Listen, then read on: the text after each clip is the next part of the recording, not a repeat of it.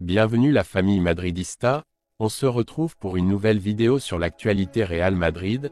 Le Real Madrid est planté avec Erling Haaland. Madrid, cassé, Carvajal, absent pour au moins un mois. La formule d'Ancelotti pour faire oublier Courtois et Militao. Rejoins la chaîne, en vous abonnant pour rater aucune de nos nouvelles vidéos. Je vous partage tous les infos du Real Madrid chaque semaine.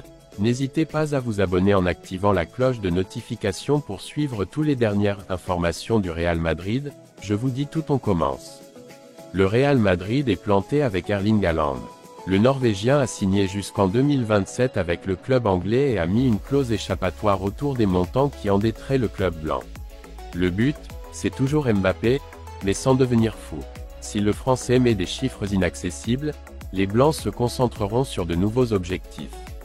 Florentino Pérez ne fait pas partie de ceux qui jettent la maison par la fenêtre quand tout va bien et que maintenant l'équipe travaille. Le président du Real Madrid s'est lancé dans l'aventure prêt à tout après le départ de Cristiano Ronaldo. Il avait besoin d'un remplaçant qui l'exciterait et comblerait le vide laissé par le Portugais, et Benzema est sorti pour diriger l'équipe et remporter une autre Ligue des Champions. L'arrivée de Bellingham renforce le projet et encourage la progression d'Endrick, donc signer Mbappé et Haaland serait nécessaire, mais il ne le considère plus comme une priorité. L'objectif principal est Mbappé, mais ils ne deviendront pas fous pour le signer. Si les Français exigent des chiffres inaccessibles, les Blancs se concentreront sur de nouveaux objectifs. Le prochain sur la liste est Erling Haaland, qui a décidé de rejoindre City il y a 2 saisons. À son départ, son entourage a divulgué que le club anglais ferait office de pont pour aboutir au Real Madrid. Peu de temps après, on apprend qu'il dispose d'une clause échappatoire qui oscille entre 200 ou 250 millions, selon la source consultée. Non aux conditions prohibitives. Florentino Pérez n'est pas disposé à endetter le Real Madrid en dépensant ces sommes pour un seul joueur. Il faudrait ajouter d'autres extras, commissions, et un salaire galactique qui briserait la grille salariale du personnel. La signature de Haaland au Real Madrid refroidit à tout point de vue, à moins que son prix ne soit bien inférieur à celui filtré. La même chose se produit avec Mbappé, même si lorsqu'il arrive en tant qu'agent libre, il y a plus de possibilité de conclure un accord, à condition qu'il n'exige pas de conditions prohibitives. Tout dépendra de ce que vous demanderez en prime à la signature, commission, salaire, objectif et droit à l'image. Heureusement pour le Real Madrid et d'autres équipes, chaque saison apparaissent des joueurs avec projection qui visent haut. Haaland et Mbappé sont 2 cibles vieillissantes qui auraient pu laisser passer le train blanc lorsqu'il s'est arrêté pour les signer. La politique de transfert de Florentino porte ses fruits avec Valverde, Vinicius, Rodrigo, Camavinga, Tchouaméni et Bellingham, entre autres. Le prochain à arriver sera Endrick, qu'ils attendent à bras ouverts. Mais sur le marché, il y a de jeunes attaquants avec un avenir qui commence à émerger, comme Osimhen, Wirtz, Julián Alvarez, Santiago Jiménez, Boniface. Madrid, cassé, Carvajal, absent pour au moins un mois. Madrid compte 8 joueurs éliminés et terminera l'année dans une situation extrême. Ils espèrent récupérer l'équipe pour la Supercoupe. Madrid est brisé et continue de perdre des troupes. La dernière victime en date est celle de Dani Carvajal, qui souffre d'une blessure au solaire gauche et qui le mettra KO pendant au moins un mois. Le footballeur est sorti malade du match contre Grenade et les premiers signes laissaient penser à une surcharge, mais les examens ont confirmé l'étendue du mal. Les problèmes de blessure dans l'équipe blanche sont graves puisqu'Ancelotti ne pourra pas compter sur jusqu'à 8 joueurs dans les semaines à venir et devra s'appuyer sur l'équipe réserve. Une situation très compliquée. Carvajal avait pratiquement tout joué et, finalement, il s'est effondré. L'arrière latéral, présent dans l'effectif d'Ancelotti, souffre d'une blessure au solaire et les meilleurs pronostics parlent d'un mois, même si cela pourrait être plus long. En fait, Madrid s'est donné pour objectif prioritaire de le préparer pour la Supercoupe d'Espagne qui se jouera en Arabie Saoudite à partir du 10 janvier. Pour le moment, Lucas Vázquez le remplacera lors des prochains matchs jusqu'aux vacances de Noël. Madrid n'envisage pas d'aller au marché de janvier malgré les graves blessures de certains joueurs car l'ordre est de terminer la saison avec l'effectif actuel.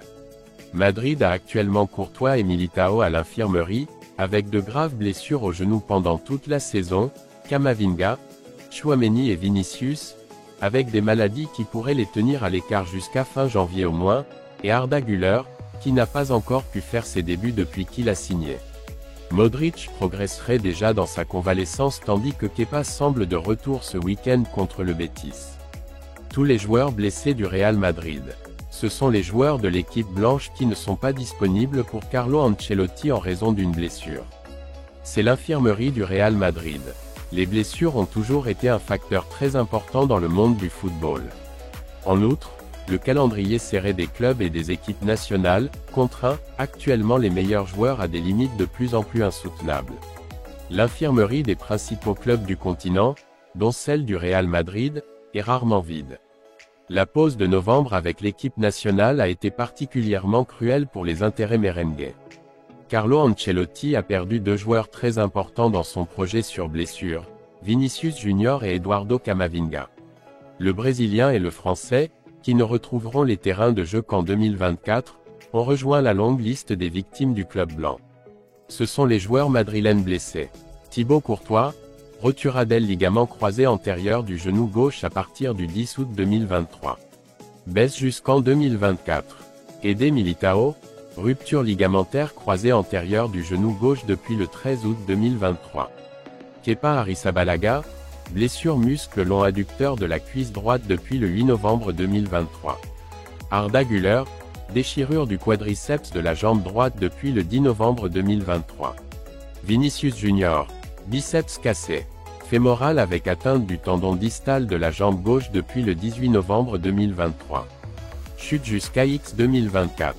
Aurélien Tchouaméni, fracture due à sollicitation incomplète du deuxième métatarsien du pied gauche depuis le 30 octobre 2024. Eduardo Camavinga, rupture du ligament latéral externe de votre genou droit. Baisse jusqu'en 2024. Luka Modric, gêne musculaire au niveau de la jambe gauche. Dani Carvajal, surcharge dans le solaire. Il a dû être remplacé lors du Real Madrid, Grenade. En attente de tests pour connaître l'étendue de la blessure confirmée par Ancelotti.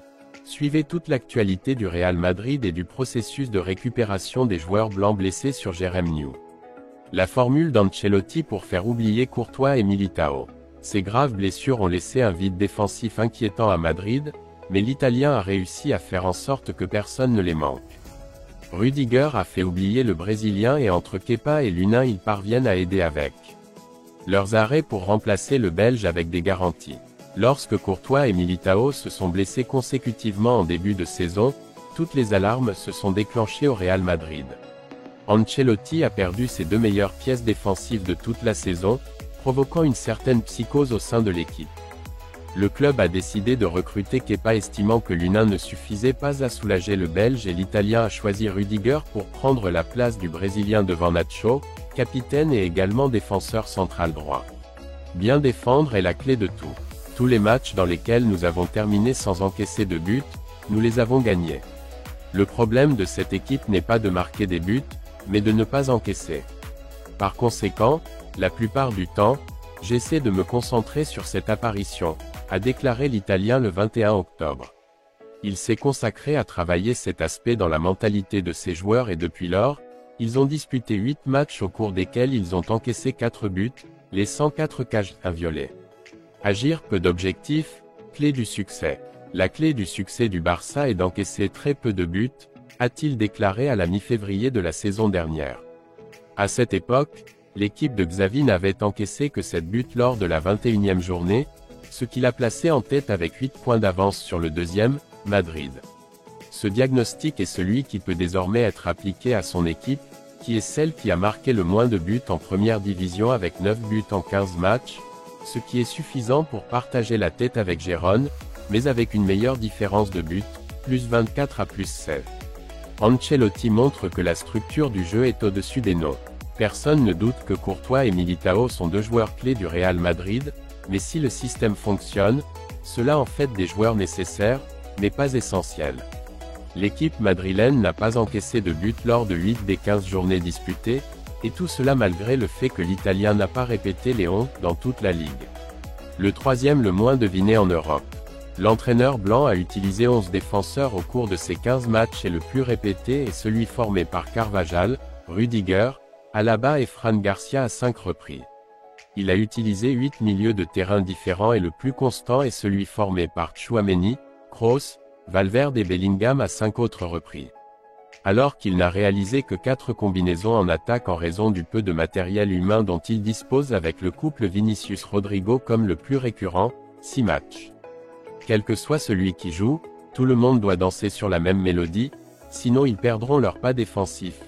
Encaisser des buts ne dépend pas d'avoir le meilleur gardien ou la meilleure défense, c'est un effort collectif sur lequel l'Italien travaille depuis le début de la saison en quête d'équilibre.